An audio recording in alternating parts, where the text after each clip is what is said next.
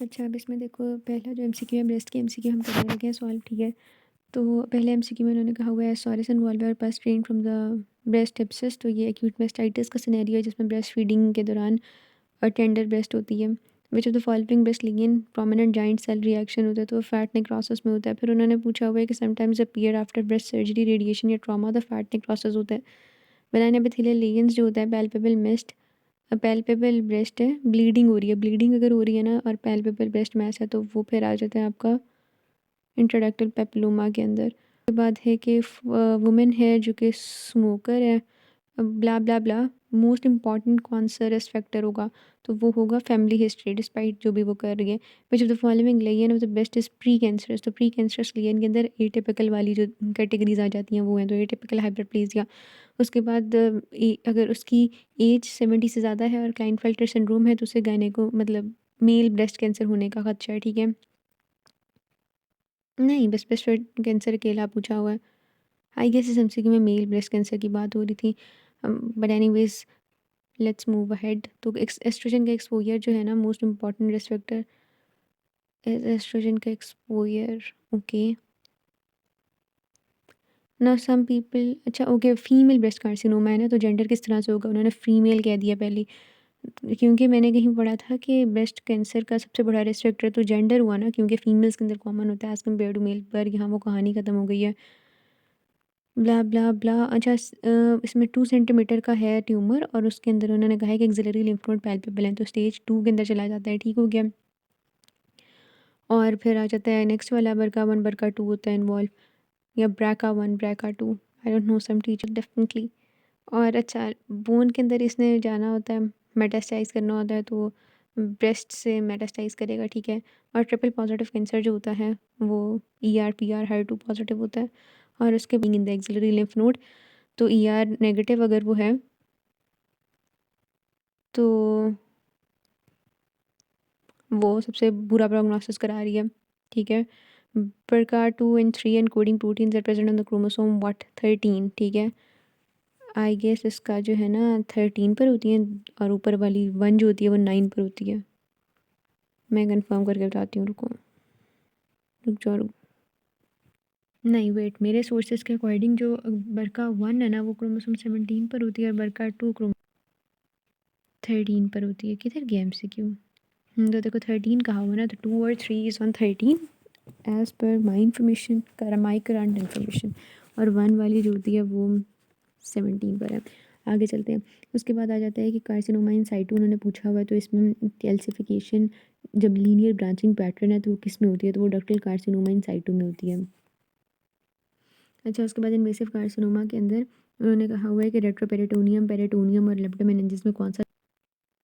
उसके बाद आता है कि अगर ट्यूमर की वजह से कहीं पर कनेक्टिव टिश्यू की ग्रोथ या फिर फाइब्रस ग्रोथ होने लग जाए तो उसको डेस्मोप्लेजिया कहते हैं। उसके बाद 50 ईयर ओल्ड फीमेल है, उन्होंने पूछा क्या हुआ हमसे, विच इज़ लॉजिकल टाइप इस क्लिनिकल पिक्चर के अंदर प्रेजेंट है, तो लम्प्स, लम्प्स में क्या होता है, डेंसिटीज़ हैं, लंपी वम्पी नहीं कहा, हौसला करो। साथ उन्होंने मेमोग्राफी पर कहा हुआ है डेंसिटीज़ हैं विद इरेगुलर बॉर्डर्स हैं, ठीक है। और मेलिग्नेंट सेल्स साथ आपको नज़र आए हैं, तो आपका हो जाएगा इरेगुलर बॉर्डर्स भी हैं, डेंसिटीज़ भी हैं, लोबेलर कार्सिनोमा। डक्टल कार्सिनोमा कहाँ से अराइज करता है, तो invasive ductal carcinoma arises from, they are saying from milk duct. Prognostic and predictive factors के अंदर एस्ट्रोजन रिसेप्टर पॉजिटिविटी एक गुड प्रोग्नोस्टिक फैक्टर होता है। Axillary lymph node involvement most important prognostic factor होता है। स्ट्रोमल ट्यूमर के अंदर fibro adenoma जो होता है ये ओल्ड एज में नहीं कॉमन होता, ठीक है, प्री मेनोपॉजल एज के अंदर कॉमन होता है। जो the following lesion usually presents as discrete free mobile, तो ब्रेस्ट माउस, फाइब्रोएडिनोमा। फिर उसके बाद दोबारा उन्होंने पूछा हुआ है कि मोबाइल नॉन टेंडर, तो फाइब्रोएडिनोमा। फिर उन्होंने पूछा हुआ है which of the following is not a part of benign proliferative disease, तो बेनाइन प्रोलिफरेटिव डिजीज़ के अंदर फाइब्रोसिस्टिक चेंज वाली नहीं आती क्योंकि वो तो आ जाती है, फाइब्रो प्रोलिफरेटिव है ना वो तो, ठीक है। बाकी सारी जो हैं वो बेनाइन नॉन प्रोलिफरेटिव नहीं, वेट, अच्छा वो कह रहे हैं कौन सी प्रोलिफरेटिव नहीं है, यही पूछ रहे हैं ना वो, प्रोलिफरेटिव ब्रेस्ट डिजीज़ का पार्ट कौन सी नहीं है, तो फाइब्रोसिस्टिक वाली नॉन प्रोलिफरेटिव होती है। अच्छा, फिर वो अब ये पूछ रहे हैं स्लिट लाइक स्पेसेस किस में बनती हैं। तो स्लिट लाइक स्पेसेस और लोबुलेशंस जो कि बल्ज करती हैं सरफेस पर,